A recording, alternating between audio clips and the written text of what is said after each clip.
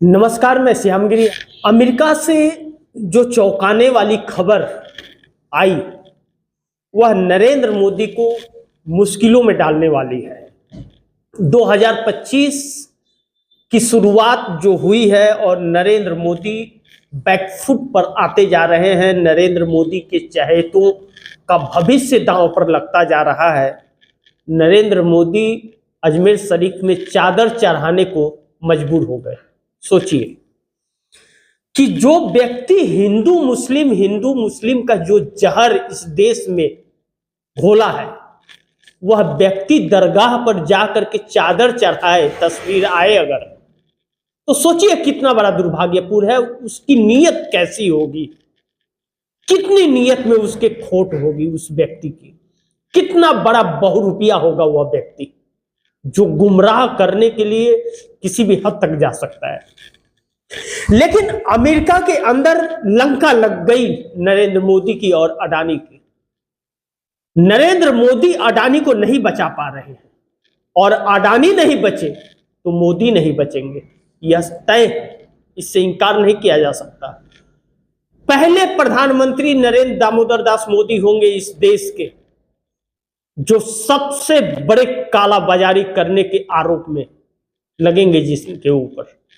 अडानी के फंसने का यह तात्पर्य है कि मोदी का नाम जरूर आएगा, क्योंकि अडानी ही मोदी और मोदी ही अडानी।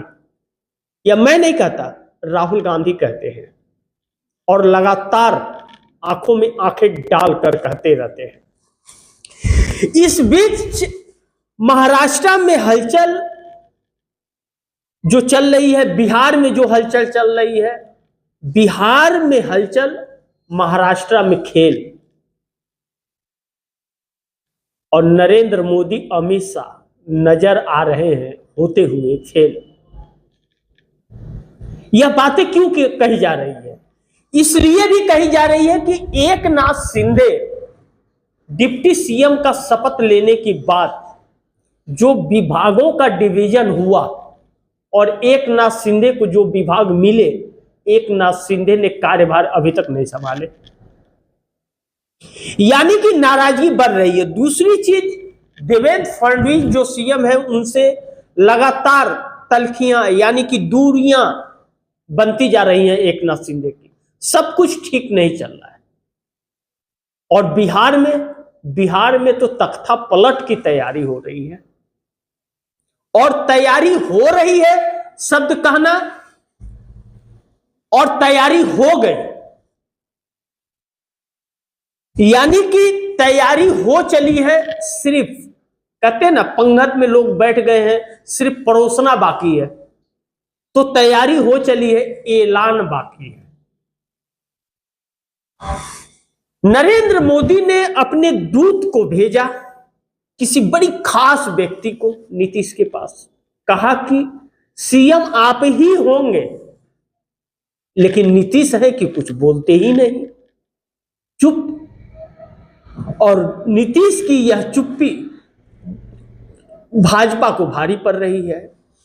जो नीतीश कुमार की पार्टी में सेंधमारी करने की जो साजिश थी और सेंधमारी हुई थी, वह जो स्लीपर सेल बिठा दिए गए थे, वह स्लीपर सेल कंफ्यूज है कि मैं भाजपा के लिए बैटिंग तो कर रहा हूं, गोद में भी बैठा हूं, लेकिन जिसकी गोद में बैठा हूं वह नहीं सत्ता बचा पाया, तो उसका तो 75 साल पूरे हो गए हैं। हमारे राजनीतिक कैरियर का क्या होगा उसके बाद? इस सोच और विचार में वह लगा हुआ है। लेकिन इस वक्त जो माहौल है अमेरिका को लेकर के बहुत गर्म हो चला है, क्योंकि गौतम अडानी के ऊपर समस्याएं जो बढ़ती जा रही हैं, कम होने का नाम नहीं ले रही हैं। बहुत ही बड़े दांवपेच में फंस गए हैं। अभी यह भी कहा जा रहा है कि विदेश मंत्री जयशंकर को जो अमेरिका भेजा गया हुआ था और कई दिन से बैठे हुए थे, कहा जा रहा था कि ट्रंप का निमंत्रण लेकर के आना है। ट्रंप निमंत्रण तो नहीं दिए, लेकिन अडानी और फंस गए।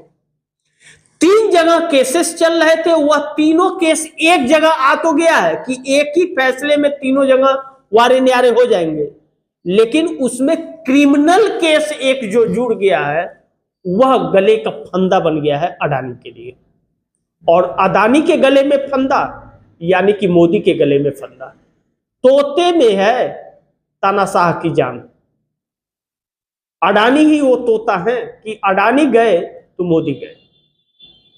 अब इस बात पर मुहर भी लगती हुई नजर आ रही है, लेकिन यह तो तय है। अब इरफान जी भी लिख रहे हैं कि यह तो तय है कि बीजेपी नीतीश कुमार को बिहार में निपटाएगी एकनाथ शिंदे की तरह। हमारे इरफान सबाना जी ने लिख दिया।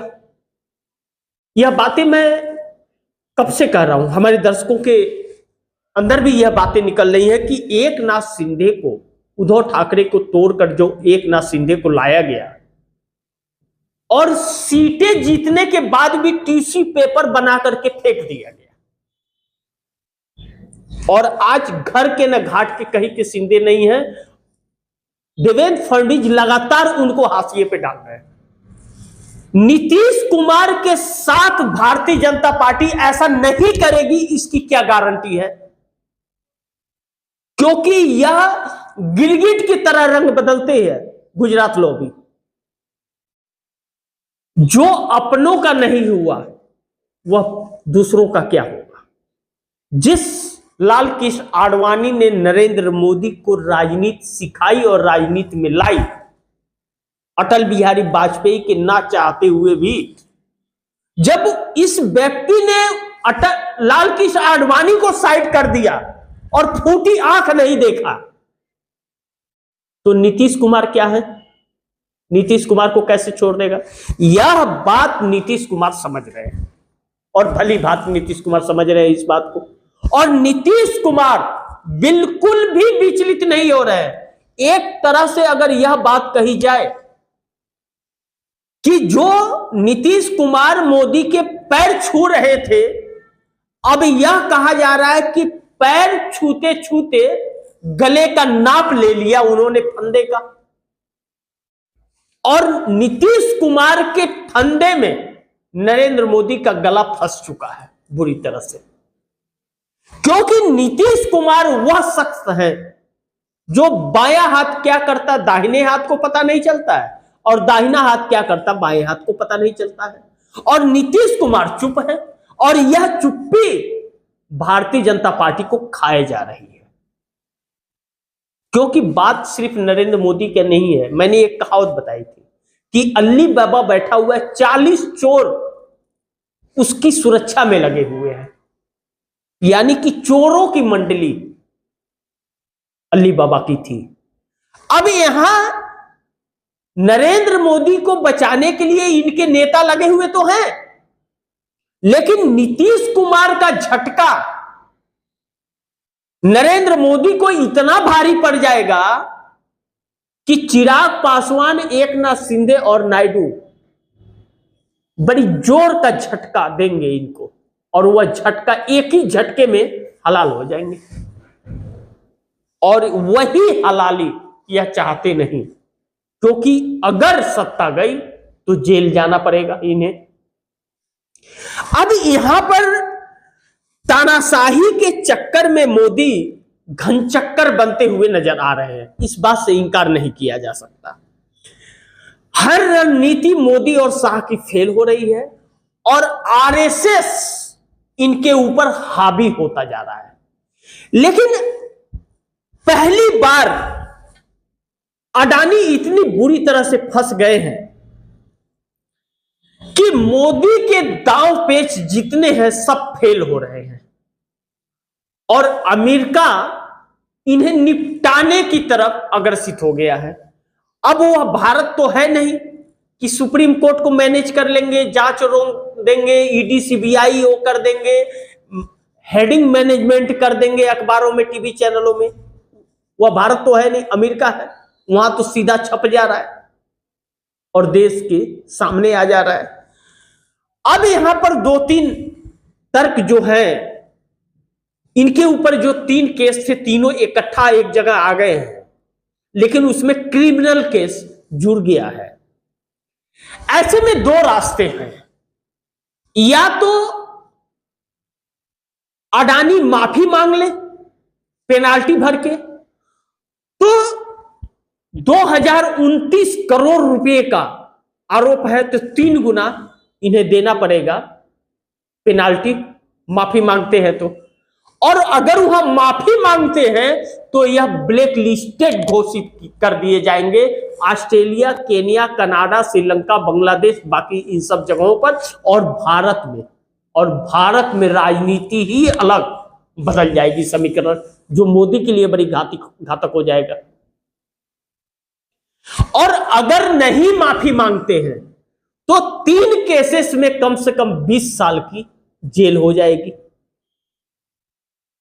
ऐसे में दोनों ही सूरत में नरेंद्र मोदी के लिए मुश्किलें बढ़ रही हैं, क्योंकि अडानी अगर डूबते हैं तो मोदी डूब जाएंगे, यह सत्य है। और भाजपा छिछलेदर हो जाएगा भाजपा का। फिर जनसंघ का नाम बदल करके भारतीय जनता पार्टी तो बना दिया आरएसएस ने, भाजपा नाम बदलने लायक भी नहीं बचेगी। जो बीज बोआ है नरेंद्र मोदी ने इन 10 सालों में, वह फसल तैयार है और काटने में इन्हें डर लग रहा है, क्योंकि नफरत का बीज बोआ है। अब वही सर चढ़ करके इनके बोल रहा है। ऐसे में राहुल गांधी और प्रियंका गांधी ने मोदी के कीले में दरार तो डाल दिया है, इससे इनकार नहीं किया जा सकता। और गांधी परिवार जो इनकी आंखों में आंखें डाल करके सीना तान के खड़ा है, इन्हें डर तो लगने लगा, जिसे देश को यह और पार्लियामेंट को कांग्रेस मुक्त सरकार यह बनाना चाहते थे, पार्लियामेंट बनाना चाहते थे। कांग्रेस मुक्त करते करते कांग्रेस युक्त तो हो गए, लेकिन कांग्रेस को मुक्त नहीं कर पाए। कांग्रेस के ज्यादातर नेताओं को जिनके ऊपर भ्रष्टाचार के आरोप थे, उन सभी नेताओं को भारतीय जनता पार्टी में ईडी का डर दिखा करके, सीबीआई इनकम टैक्स का डर दिखा करके भारतीय जनता पार्टी में शामिल कर लिया। यानी कि कांग्रेस युक्त भाजपा बना दिया इन्होंने। जो मुक्त करने की बात कर रहे थे वह युक्त हो गए, और जिसे देश की जीडीपी बता रहे थे अडानी को, वही अडानी 20 साल की जेल की कगार पर है। और इस बार भारत नहीं, अमेरिका ने यह केस है और अमेरिका से अरेस्ट वारंट है। ऐसे में यह भी कहा जा रहा है कि जयशंकर जो विदेश मंत्री हैं, जिन्हें अमेरिका भेजा गया था, यह कहा गया कि कैसे भी करके ट्रंप से निमंत्रण पत्र लाना है उनके शपथ ग्रहण को लेकर, लेकिन वह सफल कामयाब नहीं हो पाए, निमंत्रण नहीं मिला इन्हें। लेकिन अडानी का जो केस था 3 जगह पर था, 3 कोर्ट में था, उन तीनों को एक कोर्ट में लाने में सफल हो गए। यानी कि अडानी की बेडिंग करने के लिए वहां बैठे हुए थे, और ट्रंप का निमंत्रण इसलिए चाहते थे कि यह अमेरिका जाए और यह डंका बजाए कि हां हमें बुलाया गया था मुख्य अतिथि के तौर पर, लेकिन इन्हें दरकिनार कर दिया गया। यानी कि अमेरिका ने इनकी लंका लगा दी है।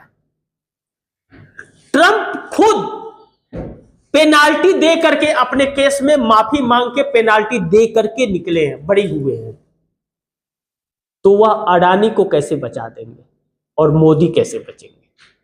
यानी कि आने वाला चंद दिनों में अडानी के ऊपर जो शिकंजा कसेगा और वहां जो प्रूफ के तौर पर मोबाइल, लैपटॉप, ईमेल या सारी चीज मौजूद है कोर्ट में, वह नरेंद्र मोदी की मुश्किलें बढ़ा रही है और देश के अंदर नरेंद्र मोदी को लेकर के जंग छिड़ी हुई है, बगावत हो रहा है, हर कोई सड़क पर है और विपक्ष किसी भी कीमत पर बख्शने के मोड में नहीं है। बिलमार के शेयर बेचे जा रहे हैं, अडानी के पास पैसे कमी हो गई, कर्ज इतने इनके हैं कि कर्ज अब कोई देगा नहीं।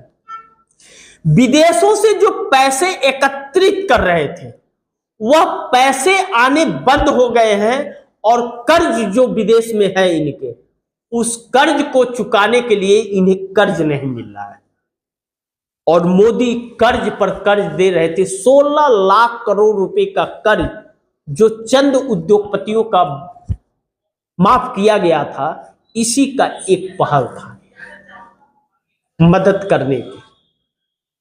सोचिए 16 लाख करोड़ रुपया कर्ज माफ करने के लिए चंदा भाजपा ने कितना लिया होगा। 7 सालों में भारतीय जनता पार्टी विश्व की सबसे बड़ी पैसे वाली पार्टी हो गई। विश्व में कोई भी राजनीतिक दल भारतीय जनता पार्टी इतना मालधनी नहीं है और भारत हमारा पूरा कंगाल हो गया।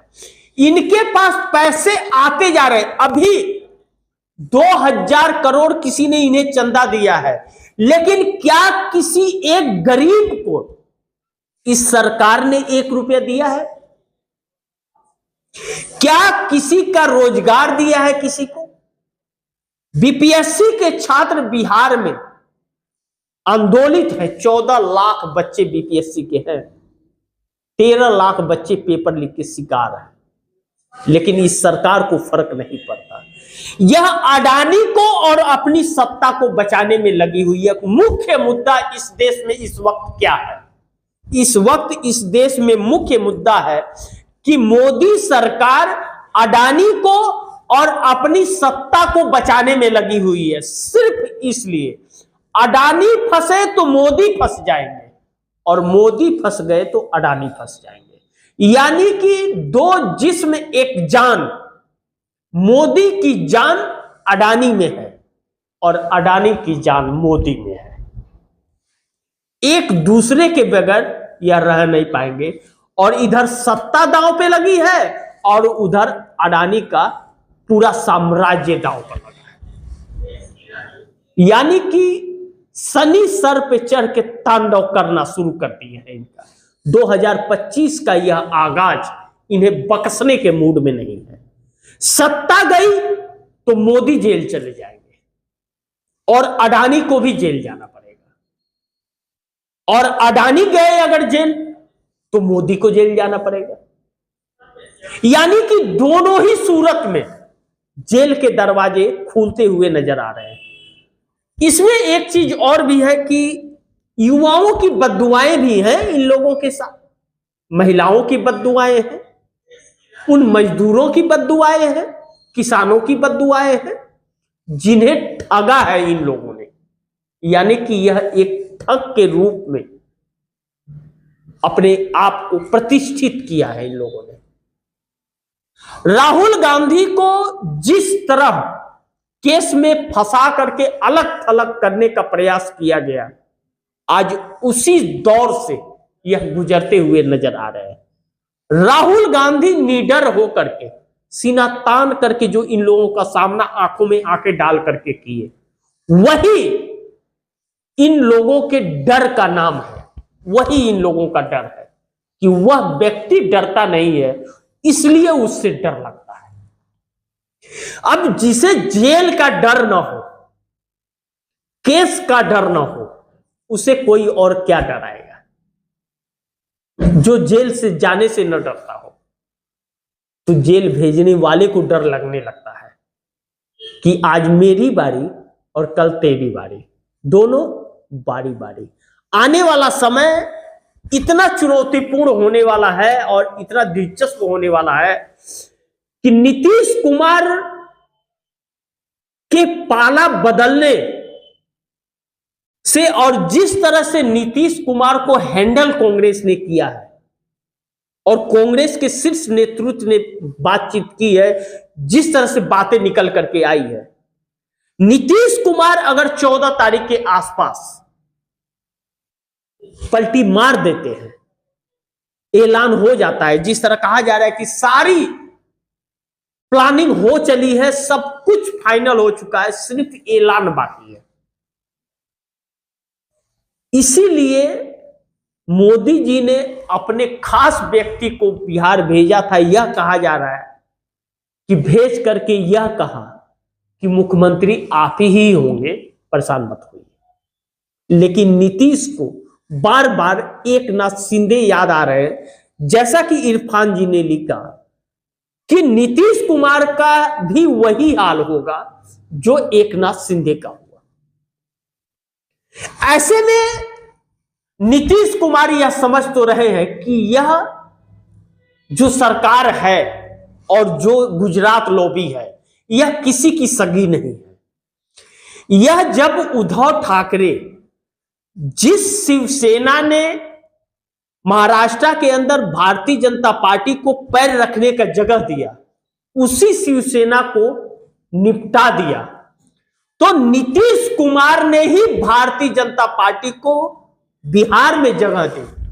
और नीतीश कुमार को भी निपटाने में यह थोड़ी भी देर नहीं लगाएगी, इसके अनुकूल अगर परिस्थितियां हुई तो।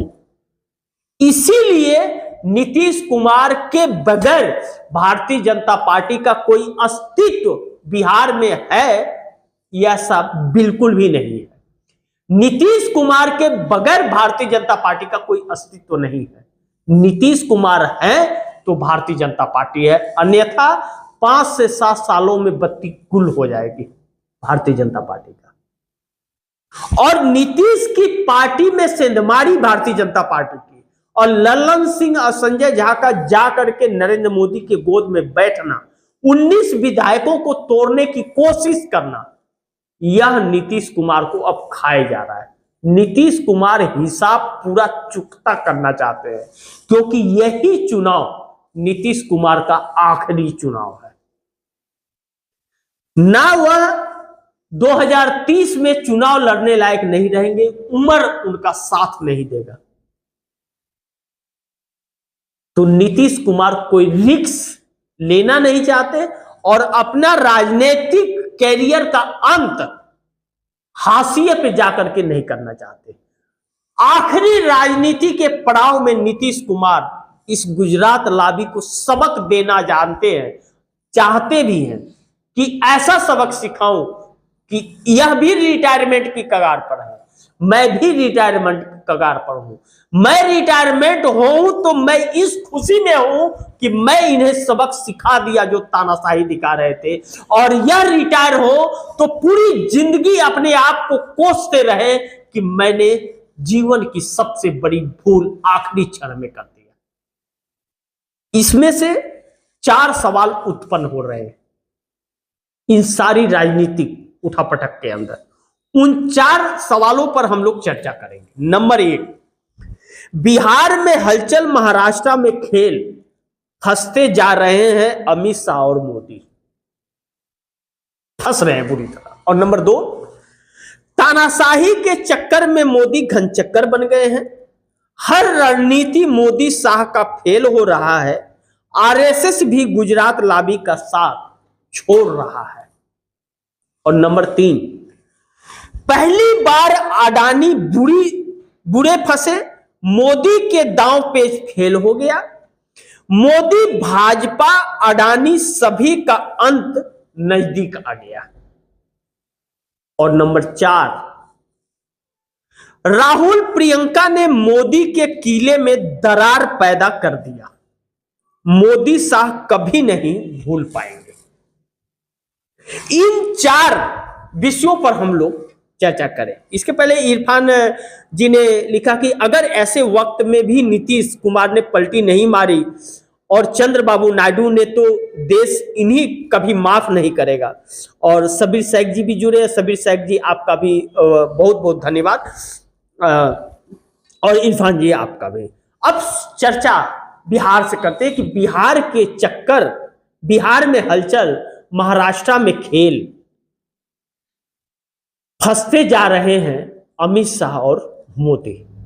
सोचिए, नीतीश कुमार वह राजनीतिज्ञ थे जिसके वजह से भारतीय जनता पार्टी बिहार के अंदर अपने राजनीतिक अस्तित्व को बनाई।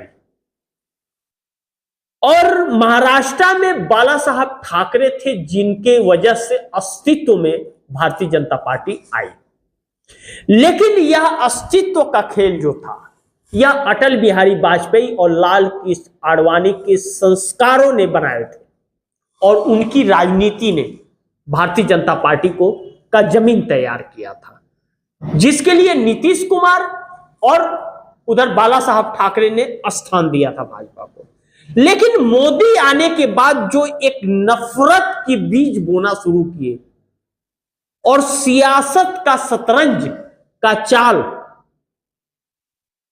जो चला इन्होंने, जो घृणा नफरत का चला, वह बाला साहब ठाकरे की विरासत मिली उद्धव ठाकरे को, उनकी विरासत को तोड़ दिया और नीतीश कुमार को तोड़ तो नहीं पाए लेकिन उसमें सेंधमारी करते रह गए और आखिरी क्षण में भी फेल होते हुए नजर आ रहे। ऐसे में एकनाथ शिंदे धोखा दे करके उद्धव ठाकरे को जो आए भारतीय जनता पार्टी के साथ, तो एक धोखेबाज व्यक्ति कैसे यह उम्मीद कर सकता है कि उसे कोई धोखा नहीं देगा? जो अपनों का नहीं हुआ वह दूसरों का क्या होगा? आज यह सबक भारतीय जनता पार्टी दे रही है, क्योंकि कहते हैं कि अपना काम बनता तो भाड़ में जाए जनता। भाजपा का काम तो बन गया। भाजपा पहली बार इतनी सीटों के साथ आई है महाराष्ट्र के अंदर, नहीं तो भाजपा आज तक इतनी सीटें नहीं पाई थी। 133 सीटें पहली बार। वह एकनाथ शिंदे अजीत पवार को सीढ़ी बना करके आई है और एकनाथ शिंदे का क्या हाल हुआ? 45 विधायकों को तोड़ के आए थे, सीएम बने थे 2.5 साल। 55 विधायक आने के बाद टिश्यू पेपर बन गए हैं एकनाथ शिंदे। तो अब अगर एकनाथ शिंदे कह रहे हैं कि भाजपा ने हमें धोखा दिया, तो एकनाथ शिंदे ने भी तो उद्धव ठाकरे को धोखा दिया। अगर अजीत पवार कहे कि भाजपा हमें धोखा दे रही है, तो उन्होंने भी तो अपने सगे बाप तुल्य चाचा को 85 साल की उम्र में धोखा दिया। और नीतीश कुमार को अगर भाजपा कहे कि धोखा दे रहे हैं, तो भाजपा ही तो धोखेबाज है जो उनकी पार्टी में सेंधमारी कर रही है।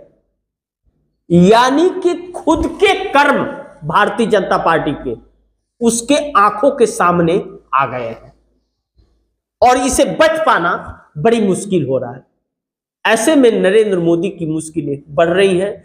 एकनाथ शिंदे भी मौके की तलाश में है। साथ छोड़ दिए ऐसा मैं बिल्कुल नहीं कह रहा हूं, लेकिन साथ रहेंगे इसमें शक है। अगर मौका जैसे उनके हाथ आएगा, अगर यह बिहार का खेल जो चल रहा है, अगर यह सफल हुआ, तो एकनाथ शिंदे तुरंत झटका मोदी को दे देंगे 7 सांसदों के साथ। यानी कि नरेंद्र मोदी के किले में दरार पड़ गई है। अब नंबर 2 पे आ जाइए। तानाशाही के चक्कर में मोदी घन चक्कर बन गए। हर रणनीति मोदी शाह का फेल हो रहा है। आरएसएस भी गुजरात लॉबी का साथ छोड़ता हुआ नजर आ रहा है। आरएसएस का जिक्र मैंने कल रात के प्रोग्राम में भी किया था मैंने, और आप सभी दर्शकों को मैंने बताया था। आरएसएस की चर्चाएं बड़ी लगातार चलती जा रही है। इस वक्त 3-4 चर्चाएं हैं पूरे देश के अंदर। नंबर 1, नीतीश कुमार पलटी मार देंगे, 1 नंबर। नंबर 2, जो बहुत अहम है, जिससे लोगों के माइंड को डाइवर्ट किया जा रहा है, अडानी को किसी भी वक्त जेल हो सकता है, जिसके लिए यह कहा जा रहा है कि जयशंकर विदेश मंत्री को जो अमेरिका भेजा गया था, खबर तो यह थी कि ट्रंप का निमंत्रण पत्र लेने के लिए, तो वह बातें सही है, उसमें गलत कुछ नहीं है। इवेंट बनाने के लिए अपना हर षड्यंत्र करता है, लेकिन तो वहां से निमंत्रण मिले नहीं मोदी को। यानी कि मोदी को ठेंगा दिखा दिया ट्रंप ने। लेकिन जयशंकर वहां अडानी के लिए भी बैठे हुए थे कि उनके केस को रफा दफा करने की कोशिश की। एक चीज तो हुई कि 3 जगहों के केस आकर के एक जगह स्थापित हो गए, लेकिन केस हट नहीं पा रहे, मैनेज नहीं हो पा रहे। उस पर हम लोग चर्चा करेंगे नंबर 3 में आकर। लेकिन आरएसएस जो अपने 30-40 सांसदों के साथ एकजुटता में खड़ा है और जो शर्तियां इनके साथ रखा है गुजरात लॉबी से कि भारतीय जनता पार्टी का राष्ट्रीय अध्यक्ष संजय जोशी होंगे या वसुंधरा सिंधिया, और उन्हें जल्द से जल्द बनाया जाए, और यह नहीं माने तो इनकी सरकार को गिराने का काम आरएसएस भी करने जा रही है, अपने 30 से 40 सांसदों का इस्तीफा दिला करके। तो यह सरकार स्थिर कहां है? यह सरकार तो तलवार की नोक पर है, खुद के घर में भी और सहयोगियों के साथ में। अब एक चीज और ध्यान दीजिए, नरेंद्र मोदी जो प्रधानमंत्री है इस वक्त, वह भारतीय जनता पार्टी के संसदीय दल की बैठक में चुने हुए व्यक्ति नहीं है। वह अपनी तानाशाही से प्रधानमंत्री बने हुए हैं। भारतीय जनता पार्टी की संसदीय दल की बैठक आज तक नहीं हुई। 8 महीने का दिन हो गया, मोदी के शपथ लिए हुए 8 महीने तकरीबन हो गया, अभी तक भारतीय जनता पार्टी संसदीय दल की बैठक नहीं हुई। जबकि 10 सालों में हर मंगलवार को हफ्ते में एक दिन भारतीय जनता पार्टी संसदीय दल की बैठक हुआ करती थी। नरेंद्र मोदी भाषणबाजी किया करते थे, लेकिन भाषणबाजी देना बंद कर चुके हैं। उन्हें डर लग रहा है कि हमारे खिलाफ बगावत न हो जाए बैठक में।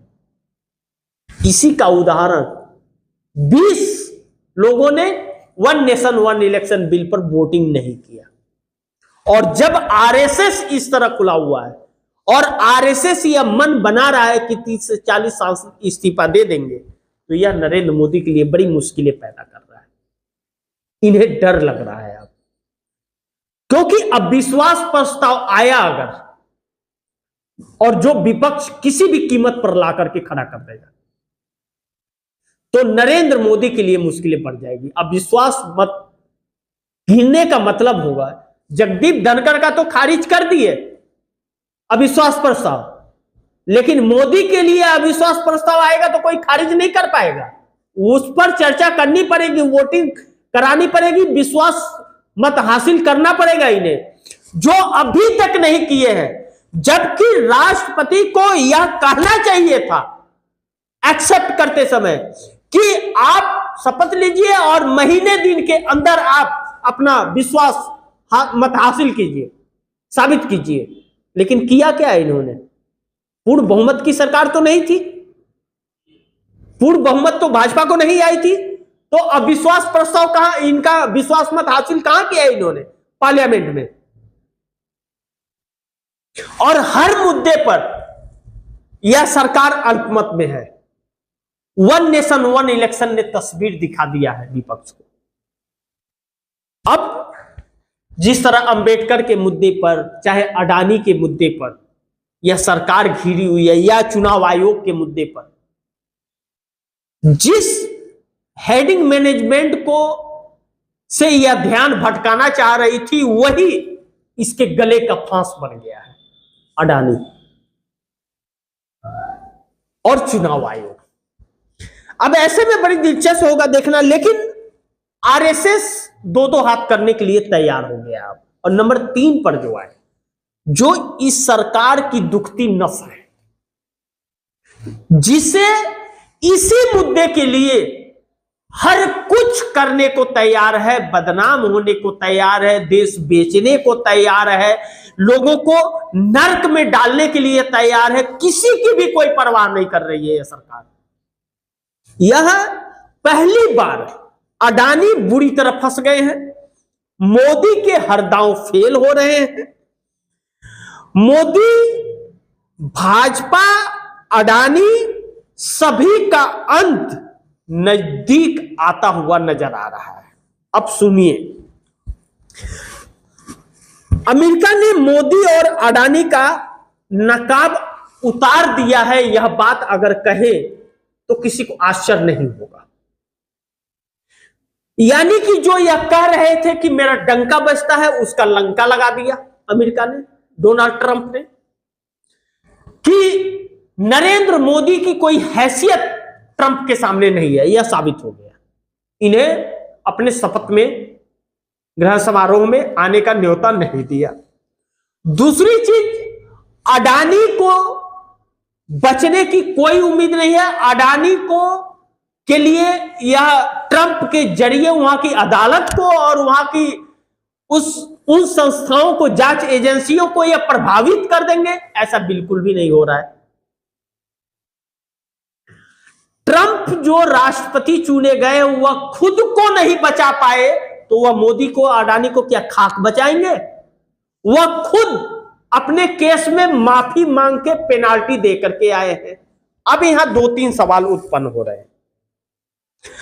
अडानी के ऊपर जो केस है 2029 करोड़ रुपए का रिश्वतखोरी का मामला है, जो भारत में इन्होंने दिया। अमेरिका से पैसा उठाकर भारत में रिश्वत दिया है, इसका सबूत गौतम अडानी के भतीजे से लैपटॉप, मोबाइल, ईमेल, सब प्रूफ वहां उपलब्ध है कोर्ट के अंदर और एजेंसियों के अंदर, जिसके बुते इनके खिलाफ अरेस्ट वारंट निकला है। अब 2 रास्ते हैं, या तो आप इसमें माफी मांग करके पेनाल्टी भर दीजिए, तो अमेरिका में पेनाल्टी 3 गुना भरना पड़ता है, जितना आपके ऊपर आरोप है उसका 3 गुना पेनाल्टी भरना पड़ेगा माफी मांग के, तो आप जेल जाने से बच सकते हैं। अब अगर माफी मांगते हैं तो इन्हें 6,087 करोड़ रुपया वहां की कोर्ट में अमेरिका के भरने पड़ेंगे पेनाल्टी, और माफीनामा देना पड़ेगा कोर्ट में, और वहां हर अखबार और चैनलों पर यह प्राथमिकता से ब्रेकिंग के साथ चलेगा। और या फिर अगर नहीं मांगते हैं तो इन्हें जेल होगा, और जेल कई तरह से होगा। क्रिमिनल केसेस भी हैं इनके ऊपर, उसमें भी जेल होगा, और इस रिश्वतखोरी मामले में, धोखाधड़ी में, 420 मामले में भी इन्हें होगा। कुल मिलाके तकरीबन 20 साल की इन्हें सजा होगी। अब इस बात को समझने का प्रयास कीजिए कि अगर यह सजा होती है तो उनका साम्राज्य जाएगा, मोदी की साख भी जाएगी, और अगर यह माफी मांग लेते हैं तो भारतवर्ष के अंदर तहलका मच जाएगा, उनको ब्लैक लिस्ट करना पड़ेगा, और बाकी देशों में भी माफी जहां इन्होंने मांगा वहां हर देश से यह ब्लैक लिस्टेड हो जाएंगे। यानी कि दोनों सूरत में गौतम अडानी के साम्राज्य का अंत आ गया है, और राजा की जान तोते में है, उसी तोते पर हथौड़ा लग गया है। राहुल गांधी की हर बात सही साबित होती हुई नजर आ रही है। अडानी को जो लेकर राहुल गांधी लगातार सालों से आवाज उठाते रहे, जिसके लिए उन्हें अपनी सदस्यता तक खोनी पड़ी, वह तो अहोभाग्य सुप्रीम कोर्ट का, जिससे सतबुद्धि भगवान ने दिया था कि उनकी सदस्यता वापस हो गई। नहीं तो यह सरकार तो इसीलिए निपटाना चाहती थी क्योंकि वह शख्स बड़ी प्राथमिकता से मुद्दे को उठाता है और पहले बात जाता है, जिसके लिए उसे अलग थलग करने के लिए इंडिया गठबंधन में अडानी के नाम पर दरार पैदा किया जा रहा था, लेकिन फिर भी वह शख्स अड़ा रहा।